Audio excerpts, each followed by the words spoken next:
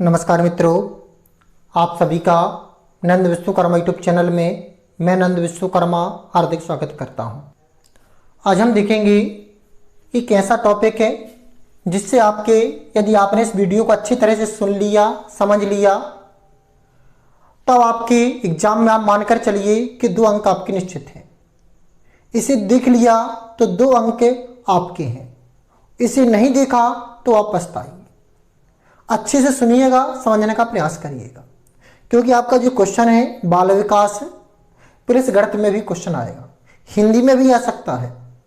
तो यदि आप UP TET, TET, REET, CG TET, DEd, BEd, MEd, CTET, प्रत्येक राज्य के टेट से संबंधित एग्जाम के लिए यह अत्यंत महत्वपूर्ण है, वेरी इंपॉर्टेंट है, वेरी इंपॉर्टेंट फॉर सीटीएट।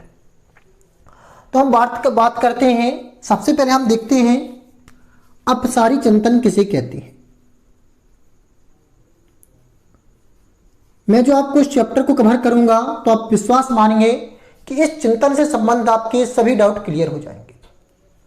अपसारी चिंतन, तो सबसे पहले आपको पता है कि आप इस वीडियो में 2 चिंतन देख रहे हैं, अभिसारी और अपसारी। तो अपसारी और अभिसारी दोनों चिंतन की शुरुआत गिलफोर्ड ने की थी। इस क्वेश्चन को हम नोट कर लीजिए, किसने की थी दोनों चिंतन की शुरुआत? अभिसारी हो चाहे अपसारी, दोनों की शुरुआत, दोनों की खोज करने का श्रेय गिलफोर्ड को जाता है। तो देखिए अपसारी चिंतन, अपसारी चिंतन का दूसरा नाम आपका अवतल चिंतन है। क्या कहते हैं? अवतल चिंतन। वास्तव में अवतल चिंतन कहलाता क्या है? तो अवतल चिंतन वह चिंतन कहलाता है जिसके हमें एक से अधिक आंसर प्राप्त हो। जब हमें किसी प्रश्न की एक से अधिक उत्तर प्राप्त हो रहे हैं तब वह चिंतन अपसारी चिंतन कहलाता है। दोबारा सुन लीजिए, जब हमें किसी प्रश्न की एक से अधिक उत्तर प्राप्त होते हैं तब वह कौन सा चिंतन है? अपसारी चिंतन। इसलिए नोट कर लीजिए, एक से अनेक उत्तर, एक से अधिक उत्तर। यदि आपने इस कॉन्सेप्ट को क्लियर कर लिया तो आपके सभी प्रश्न क्लियर हो गए। जैसे हमने आपको कहा, उदाहरण तौर पर देखिए, 2 अंकों का योग 100 है। 2 अंकों का योग 100 है। तो 2 अंकों का योग 100 है तो आप चाहें तो लिख सकते हैं 50 + 50 100 होगा, 40 + 60 100 होगा, 70 + 30 100 होगा। तो हमने ये कहा आपसे कि 2 अंकों का योग 100 है, तो आपने इसके कितने सारे आंसर दे दिए। तो इस प्रकार का जो आंसर होता है, क्योंकि हमने कहा था एक से अधिक उत्तर प्राप्त हुई, तो 2 अंकों का 100 योग 100 है, लेकिन कितने उत्तर हैं आपके? अनेक उत्तर है। तो इस प्रकार का जो चिंतन होता है वो आपका अपसारी चिंतन कहलाता है। इस प्रकार के क्वेश्चन आपकी मैथ में आते हैं कि, और जब अनेक उत्तर प्राप्त हो लेकिन उत्तर निश्चित हो तब उस प्रकार के उत्तर कहलाते हैं आपके, उस प्रकार के क्वेश्चन कहलाते हैं मुक्त अंत वाले प्रश्न, या खुले अंत वाले प्रश्न, या ओपन एंडेड क्वेश्चन, जिनका अंत तो निश्चित होता है लेकिन यह निश्चित नहीं होता है कि हम किसको किससे जोड़ें। अर्थात आंसर हमें कई प्राप्त होंगे, अंत निश्चित रहेगा। तो इस प्रकार के क्वेश्चन क्या कहलाते हैं? आपके खुले अंत वाले प्रश्न। तो उम्मीद करता हूं कि आपको समझ में आ चुका होगा। यदि गणित में इस प्रकार के क्वेश्चन आते हैं तो आप लगा सकते हैं कि कैसा प्रश्न है। दिया गया है 50, 2 अंकों का गुणनफल 45 है, तो यह किस प्रकार का प्रश्न है? तो उसमें आज दिया जाएगा नीचे ऑप्शन, खुले अंत वाले प्रश्न और बंद अंत वाले प्रश्न। तो इस 2 अंकों का जो गुणनफल 45 है, तो 9 × 5 15 × 3 45 × 1 अनेक उत्तर प्राप्त हो रहे हैं। और जब अनेक उत्तर प्राप्त होते हैं तब इस प्रकार का जो आंसर बनता है, ये बनता है खुले अंत वाले प्रश्नों में। कैसा बनता है? खुले अंत वाले प्रश्नों में। और खुले अंत वाले प्रश्न को ही मुक्त अंत वाले प्रश्न कहते हैं। इसी को क्या कहते हैं, मुक्त अंत वाले प्रश्न।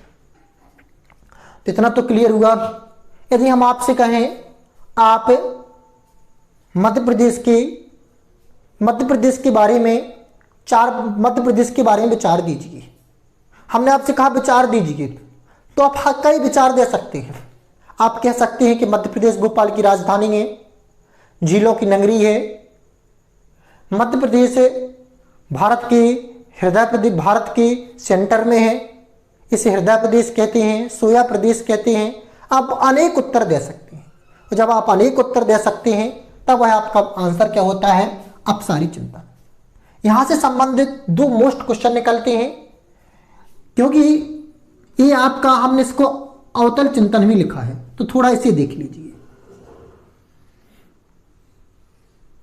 जब लेंस इस प्रकार का बने, इस प्रकार का, तो कहलाता है अवतल लेंस। क्या कहलाता है वो, अवतल लेंस। हम जब किरणें भेजेंगे तो इस प्रकार प्रक्षेपित हो जाएंगी, तो ये कहलाता है आपका अवतल चिंतन। इस कारण से हम क्या कहते हैं, अवतल चिंतन।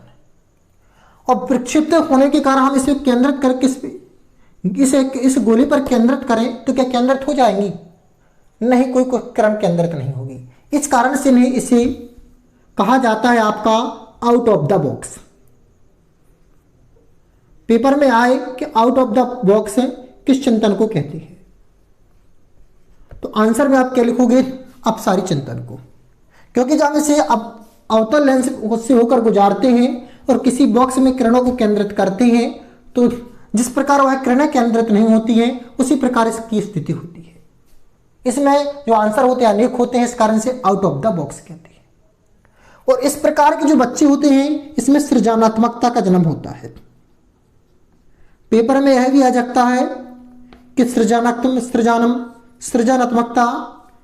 या सृजनशील बालक में किस प्रकार का चिंतन है, तब वहां पर आप टिक लगाएंगे अपसारी चिंतन। क्या टिक लगाएंगे आप, अपसारी चिंतन।